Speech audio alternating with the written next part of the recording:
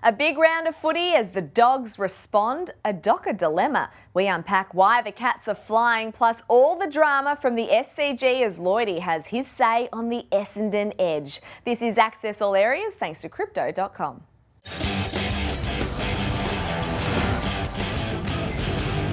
Great to have your company on this Monday. Damien Barrett and Matthew Lloyd join me as always. Welcome to you both. Welcome to you, Tina. I want to start with the Bulldogs, and Luke Beveridge, their coach, asked for a response after last week's disappointing loss, and they did that against the Suns in Ballarat. Yeah, it wasn't so much about the opposition to me, Lordo and Nat. It was about the response to which you refer, because they were humiliated in the first game, weren't they, against the Melbourne Footy Club. And this started from the very outset. You can see how many minutes are on the clock, and then you got Cody Waitman doing something like this. He kicked 4 in the first quarter for 6 for the match, and the spark was back. The ball did bounce their way, admittedly, with that wind going to that direction of the Ballarat Oval. But having said that, they absolutely were ready, and the Gold Coast Suns weren't. No doubt, Damo. The Suns' strength that has been around the midfield with Rowell and Miller and Anderson and these guys, but the Doggies just smashed them in the centre bounce. So that's where it all started. They beat them aerially. They smashed them for tackle pressure. So the Dogs were fantastic. The Suns very poor yesterday. The other part of the Suns being poor was their delivery inside 50. When the game was on the line, they were just blazing away. There was no thought around it. Yeah, you're right about the thought. So you don't want to deliver the ball around the centre. Like you want to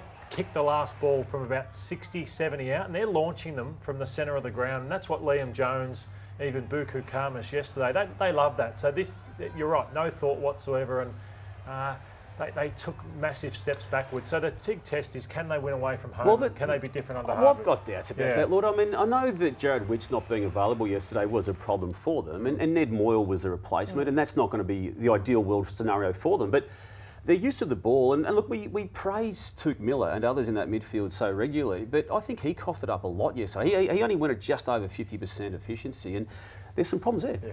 Just quickly on Jack Macrae, one of the most talked about Bulldogs, despite not having played a game this season. The 3-time All-Australian had 46 disposals and 16 clearances in the VFL. The Dogs faced West Coast in round 3. Surely, Damo, he's coming back into the side, given they've got injuries too to Caulfield and Richards. Well, look, Luke Beveridge, I use the word stubborn, and I use that as a compliment too. He's able to bring him back by still being stubborn as well. I say that because there's 2 vacancies out of that 23 from yesterday, with Ed Richards being concussed and also Nick Caulfield going down. So how that looks, I'd be staggered if he's not back.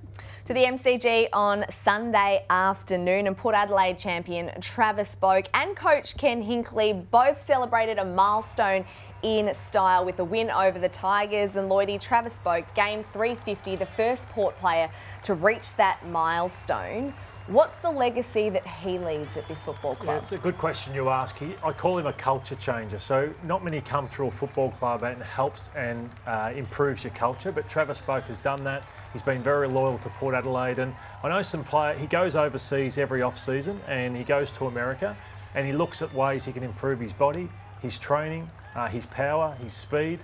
People thought he was gone years ago, but he just keeps finding a way to evolve. And players who have trained with him, I won't mention who they are, they go, wow, I've learnt that much from Travis Boak and training with him over the off-season. So he's just been a treasure for the Port Adelaide Footy Club in the AFL. Damo, the Power are now 2-0. You had them sliding. Have you seen anything that changes your perception? It's hard to say yes, Nat, because they've played West Coast and Richmond. And West Coast we already know the problems with, and Richmond we're starting to see what life under Adam Uze in his early matches are looking like. So, no, I'm not convinced at all. They looked good yesterday. The ball movement was good. Marshall got on the end of a lot of balls. So too did Dixon. But that'll be different, I feel, anyway, when they get an opponent with quality defenders. And Lloydie, let's talk about their ability to mark inside 50. I mean, it was an undermanned Tigers defence, given that Gibcus, Broad and Young were out. But this is where the game was won, really, wasn't it? And it's where the game's going, isn't it? Like, it's your ball movement, it's your transition, it's your speed, and it's that last kick inside forward 50, and I thought that was really impressive. But we're right, they've beaten 2 bottom 4 sides so far, and Damo's right, in West Coast and also Richmond, but they play Melbourne this week, so we'll get a true indication. Although Melbourne without potentially, we'll touch on this in a moment, 2 of their keys. Yeah, we'll touch on that in a moment. As you say, the Giants, though, they are 3-0 for the first time in their history. It was a ruthless performance, a 65-point win over West Coast, and the pressure they put on the Eagles that orange tsunami, Lloydie, was on full display and they punished them on the turnover. The big challenge for them is, can they still be going like this in August and September? They're going that well that sometimes it's hard to be up for so long. So they concede 43 points, kick 103 themselves, and they're just in a wonderful position. So I think they bank early wins. They can have a lull at some stage through the year because you can't be up all the time. No. But they set themselves up to be top 2, I think, this season. And they haven't been challenged in the past 2 weeks, have they? They got themselves ready for round 1 first game against Collingwood, and then North Melbourne last week. And North was gallant, as was West Coast, contextually speaking, yesterday, but they blew them both away. And of course, Giants defender, we absolutely love Sam Taylor and what he does, but he was flying 14 intercept possessions. 9 of those were marks, Lloyd. He was one off equaling the AFL record. There's a lot of players around the comp who need to watch him and go and watch him play. And I'm talking about Darcy Moore, I'm talking about Jeremy Howe, I'm talking about James Sicily. Go and watch how a proper defender plays the game. And the word's called defender for a reason. You defend first and you attack second. So when you say that, Lordo, just to the layperson, you're talking about play on your man as the starting point, and you're responsible for that rather than the creativity around it. Spot on. Yeah. You beat your man. That's your number one job. And if you're good enough then to read, that it's a poor kick, and then you can go and mark the ball. Do that. That's secondary. Yeah. But too many guys, they cheat in the way they play the game, and it's all about offense and not defense, and that's why he is the number one defender in the game. How do you reckon you would have gone against Sam Taylor? It would have been tough. You would have had to earn every kick. But I played on Matthew Scarlett, and that's how I liken Matthew Scarlett to Sam Taylor. Time now for our crypto bold play. And Harley Reid, well, the hype has been real and the crowd were on their feet a couple of times on Sunday at Optus Stadium, just getting a glimpse of what it can do. And Damo, there was an EFO in there, an efficient fend off, and it was Stephen Coniglio who had the face palm. You're glad to tell me what that was, Nat. But Coniglio felt the EFO, and so Briggs knocked him out before that, or knocked him down before that, but he got up. So, yeah, look, you'd love to see him in a team that's going to perform better than West Coast, wouldn't you? Just to see what he could have put together at Nick Dacos type season first up. That's okay. It's a shining light for It West is, Coast absolutely. in what is probably going to be another tough season for them. Let's go back to Saturday night footy. SCG, it was a fiery affair between the Swans and the Bombers, and it all kicked off with this from Peter Wright. He has been sent straight to the tribunal and looks set really to miss a few weeks. Keen to get both of your opinions on this one. Was there anything else he could have done differently? Nat, I started out, and again, can get your views on this too, wanting to defend or at least be sympathetic to Peter Wright. I've listened to Lloydie's commentary. I've watched it now probably 40 times, and he's in massive trouble, isn't he? We're talking about a 4-week ban, and that would be the right ban because there is an alternative to what he did. I was initially thinking he was all in on going for the mark, but he wasn't under the new rules, Lordy, and I think you were onto that angle of it immediately. Yeah, there was no intention for Pete. Like, I saw him afterwards. He was shell-shocked. He didn't mean for it to happen, but at the wrong time, he turned and braced, and unfortunately, you can't do that in the Needed game to try and take him. I think 3 to 4 weeks is around the mark. Now, there was a scuffle that broke out after that. There were little spot fires really everywhere. We saw that between Draper and Grundy. The Essendon edge, Lloydie, that's what Bombers coach Brad Scott talked about last week. He wants his side to play with intent, be physical. They certainly did that. Do you like it? I do. Obviously, you need to win games with it because you don't want to be sort of throwing your weight around and having players suspended and not going on and winning games. But the Bombers haven't stood for much for too long, and I thought that their pressure they put on Sydney early in the game was really, really strong. So they were hard at the contest, hard at the ball. Yes, they didn't defend transition well enough, but aside from that, it's a big tick for me in terms of where they're looking to go with their footy. Before we move on to what Tom Papley said about this very matter, Nat, that was Travis Cloke you saw as the Essendon runner there running in. He has to be faced with a please explain at the very least from the AFL because they're not allowed to be in the fray at that stage. I don't know why he was in there. And people will say, yeah, okay, he was pulling his own players out of the fracas, but he shouldn't be there. And another situation could have been inflamed by that presence. Surely he's not getting fined for that. I don't know. I mean, well, Alistair Clarkson got seriously fined. I know they were words directed at the St Kilda players after that Jimmy Webster hit, but we've already seen a real crackdown on a lot of issues at the AFL this year. He's not meant to be there. He shouldn't be there. He was trying to defuse That's the situation. Fine, but the rules state that you shouldn't be there in those moments. So it's a please explain at the very least, and I wouldn't be surprised if there is a sanction of sorts attached. Well, it's fair to say the Swans weren't too happy with some of the physicality, and this was pocket rocket Tom Papley after the game on radio. I don't know, you can be tough and do all that stuff, but you still got to be able to play 4 quarters. And they were hitting us behind the play and things like that. But we stuck to it, and we played the 4 quarters and got the win. Were you expecting that physicality coming into tonight? Yeah, they're trying to do that stuff. I don't know if it's them or not, but Brad Scott come out and said the Essendon way, but it's all facade, I think. But anyway. A facade. No, Tom Papley, I absolutely love him, and I didn't mind the comments. What did you make No, of I'm them? the same, Nat. I mean, you can say whatever you want to say. When you kick 4 goals, as Tom had done, and in my eyes was the best player on the ground, and played for a team, Lordo, that handled the moments, I think, better than Essendon. And I can understand why the Swans felt that, because they dealt with that aggression within the rules, and Essendon didn't. What I think we shouldn't lose sight of is the way Essendon finished the season last year, where Jesse Hogan kicked, I think, was it 10, and it was like a circle work, and then the last game against Collingwood, there was just non-existent.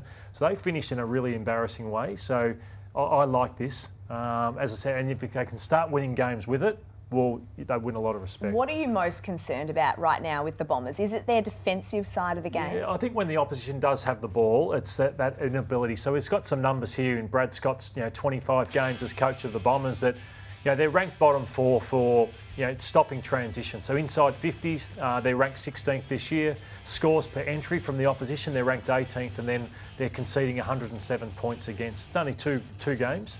But I think they need to press in harder. Like Zach Merritt has been wonderful. He's setting a real standard with his tackle pressure, but more have to come along with him. So how much does Gresham want to pressure? Stringer, that's where it starts, and then the midfielders after that before it gets to the defence. One more incident. When David Burham did what he did to remove Ben Rutten 2 seasons ago, it was about the now. Now we're now into the second year of the now project. We're no closer though. No, but let's hope. Last year at round 17, the Bombers were 5th. They weren't ready. Let's see this year whether they can go the distance a bit longer. All right, we'll see if Essendon fans start to get a little bit antsy. They've waited a long time, that is for sure. To Fremantle now, and the Dockers are 2-0 to start the season. After a solid win over the Kangaroos, they started really slowly, but a 9-goal run turned a 32-point deficit into a 26-point win. And it's the second week in a row that they've been able to do this. So I quite like what Fremantle's putting out there, Lloydie. Yeah, he wouldn't like the starts, but that first win in particular was really good. But he wouldn't want to be starting that way against high-quality sides like they started against North Melbourne. But I think they've got a midfield that should be the envy, as equal as any team. Their first 4 players, like you think Jackson, Sarong, Brayshaw, Young, it's a pretty good place to start. From a Roos perspective, Damo, are we past honourable losses, or are we taking positives from the fact that they were so competitive and held a 32-point lead? Look, North people will think I'm regularly critical of them, and I probably am that, but there's nothing honourable about that in my eyes. I mean, they could have gone to 7+ goals up. I mean, Dersma, second game, I get it. Hit the post from close range. Larkey, longer range, missed the shot. That would have taken him into the 7 and 8 goal margin range, and it would have been hard to run down then. No, I think they're ready to play. Now, the match was there for the taking in the first half, and they were nowhere near good enough again. And I'm over the nearly's good enough and the building component to it. It's now. Yeah, a lot of the players at North Melbourne have won 7 or 8 games in their time. Like Mackay left the club, wasn't Because he? of it. Because of it. And so he won less than 10 in 80. weighing it up. So they don't know how to win, and that's the next step, to win a few of those, to get the belief of learning how to win big games. Cecil's played in 3 wins now, and he's now into his 3rd match of a second season. I want to go back to Fremantle because Luke Jackson was outstanding. He had 24 touches, 7 clearances and kicked 2 goals. It now really presents a dilemma, I feel, for the Dockers, Lloydie, because when Sean Darcy returns from injury, what is their best ruck setup? Because Jackson is absolutely thriving in his absence. He is. It's a really tricky one, and you just wonder whether we're looking at Brodie Grundy Mark II with Sean Darcy. And he's such a high-quality player that he needs to go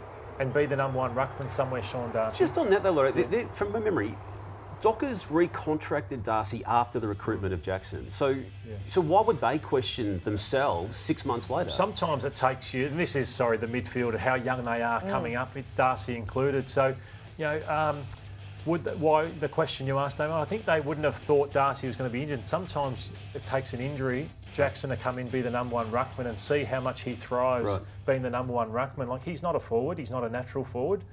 So that's where they're in a tricky situation. He wants to be the man, doesn't he? I mean, to me, he was the best man on the ground by some All distance. ruckmen do. They just want to be 80, 90% ruck and not have to share it. Be the number one man. That's what you want. Well, it's going to be interesting. I'm keen to see what Justin Longmuir does in the end. Let's go to the MCG on Saturday afternoon, and Melbourne got the job done against the Hawks. It did come at a cost. We will speak about those injuries in just a moment, but we have questioned their attack, Lloydie, in the last sort of 12 months or so, but their connection moving forward looks a lot better. Yeah, so their defence is as good as any team in the comp. Their midfield, I love their midfield. It's just, I want to run down the race with Viney, Petrarca, Oliver, Sparrow. The list goes on, Langdon. They're all wonderful players, but it's the forward 50 stuff that they still lost again in round one to Sydney with.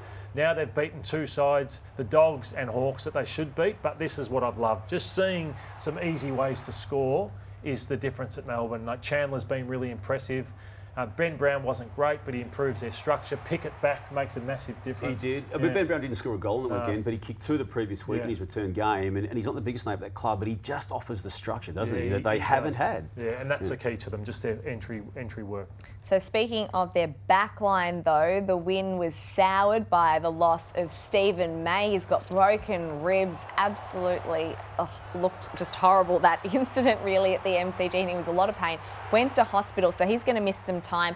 Jake Lever, we're still awaiting the prognosis, I guess, around his knee issue, which he was unable to finish the game with. We should find out on Monday afternoon. They've got Port Adelaide, the Adelaide Crows and the Brisbane Lions as their next three. How do they fill the void, Damo? Well, they did on the run, didn't they, against Hawthorn. Only managed 5 goals for the entire game, despite Lever and May not being there in the Petty second half. goes back. Petty went back. Look, they covered well, didn't they? Yeah, they really did. I love Petty forward. So could you just try Tomlinson and McDonald back for a period of time? Tomlinson could come back. Yeah, just to leave Petty forward. Yeah, it'll be interesting to see what they do. I really want to talk about the Saints because it was a big win on Friday night. They hand the reigning premier an 0-3 start. We will get to Collingwood in just a moment. But these young players, Lloydie, from the St Kilda's team, they are standing tall so far. For many years you think like they're just a dour side, you know. It's like, all no disrespect to them, but guys like Seb Ross and Jack Steele and Crouch, and you go, they're all the same. It's one pace, but now they've introduced, guys like this, Wangani Miller, who, he's just... He is freakishly talented. Yeah, he's super talented. He was, I think, a top 10 draft pick for a reason with what he can bring to the table, and he changed St Kilda off halfback. Jack Sinclair, first game back, so to have two of them now, the next player, is Darcy Wilson. So another one, they identified what they need in the draft, and that's a runner along the wing, and then here he is getting back to help because he's one of the best. He's already in the best few runners at St Kilda. And I was fortunate enough to coach Marcus Windhager, and he did his knee in year 11, so that's why I think he went a bit later in the draft. But he's as tough as they come, and also played his best game at AFL level the other night. Plus Owens and Filippo to go with that as well. Yeah, it's exciting to watch, and I think they're really energising the rest of the group. So Damo, the Pies, they're 0-3, sloppy, rusty, clunky. Those were the words that Craig McRae used to describe them after that game. It now sets up a mouth-watering grand final rematch against the winless Lions. Yeah. Thursday night footy. It does. Jeez, I can't wait for this one. It does. I mean, the two Sydney teams that beat them in rounds or first 2 games of the year, we knew the quality of that. We now, I think, know the quality of St Kilda. So they've faced really good opposition. And equally to your point, that the Lions have got their own issues, serious issues themselves, losing to Fremantle as they did in round 1 and second game, and Carlton first up. So it's a massive, by the round 4, or game 4 of the season for Collingwood, it's as big as it gets, isn't it, Lauder? The great thing about it, Nat, is you go on the road in Collingwood sense. You're expected to lose. I think they'll go in as underdogs, and their pressure isn't there.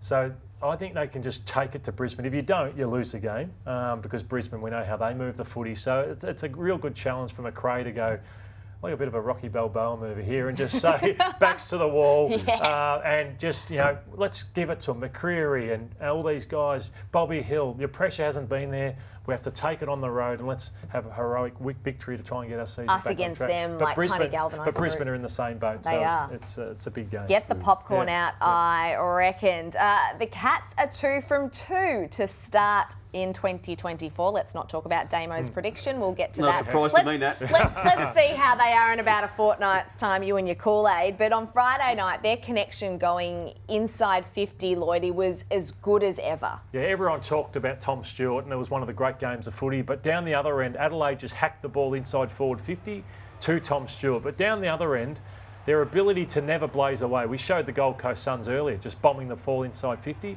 They just know that players are going to hit up at them. So they act like they're going to head back towards goal for the long one, and they just do a tick lead, it's called, back up at the kicker. And it's so smart, and that's why they've been doing it for years, Geelong. And the two big guys are still the keys to it, aren't they? Hawkins and Cameron. But, Lordo, even though they continually kick goals, and Hawkins kicked 4 in this particular game, they are selfless, aren't they? They don't care. They would rather their teammates get the goals if they get the win. And that's a rare quality for a forward. It certainly would have been when you were playing anyway. For sure. They lost Duncan and Atkins as well pre-game, and they still didn't matter. And Bruin not available as well. Yeah. And Tom Hawkins, game 350 this week on Easter Monday too, which is absolutely incredible. So congratulations to him. Now, one of my favourite moments from the weekend was the debut of Tiger Maikelti Lafau, and these were the scenes pre-game in the rooms with a really amazing haka. Let's check it out.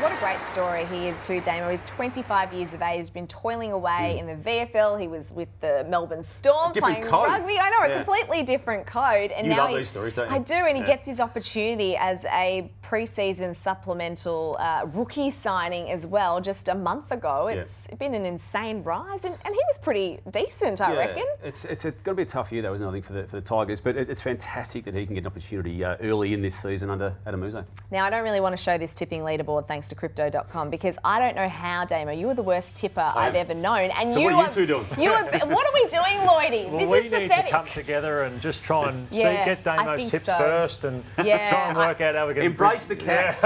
Embrace the cats. That's the go. No, I hate that we have to do tips here at afl.com.au on a Wednesday before the teams come out. That always stuffs me. All right, that is all we have time for this week on Access All Areas. We will be back on Easter Monday, so make sure you join us then. In the meantime, have a fantastic week.